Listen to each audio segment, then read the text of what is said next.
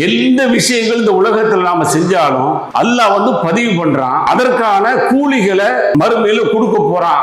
இந்த பயம் இருந்தா நாம இந்த உலகத்தில் செய்யக்கூடிய எல்லா செயல்களும் சரியான முறையில் போயிடும். அது இல்லாதனாலதான் என்ன அல்லாஹ்வுடைய தூதர் சொல்லும்போது 2 உறுப்புகளை பாதுகாத்துக்கிட்டீங்கன்னு சொன்னா நான் சொர்க்கத்தை கொண்டு பொறுப்பேற்றுக்கிறேங்கிறாங்க. 1 2 உதடுக்கு மத்தியில் உள்ளது, இன்னொன்று 2 தொடைக்கு மத்தியில் உள்ள மர்ம உறுப்பு, 2 பாதுகாத்துக்குங்கிறாங்க. பெரிய டேஞ்சர் அதான்.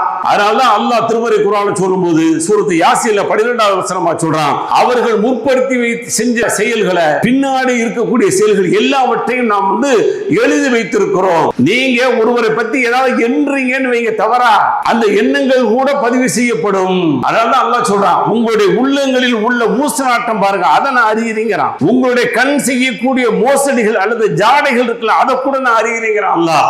ஆனா அறியக்கூடிய ரப்பு எழுதி வைக்கிறான். மறுமையில அது நமக்கு நன்மையாக வரணுமா கெட்டதாக வரணுமா அப்படின்னு சொன்னா இந்த உலகத்தில் வாழும்போது நன்மை செய்யக்கூடியதாக மாறணும். குறிப்பாக நாவுடைய விஷயத்தில் கவனமாக இருக்கணும்.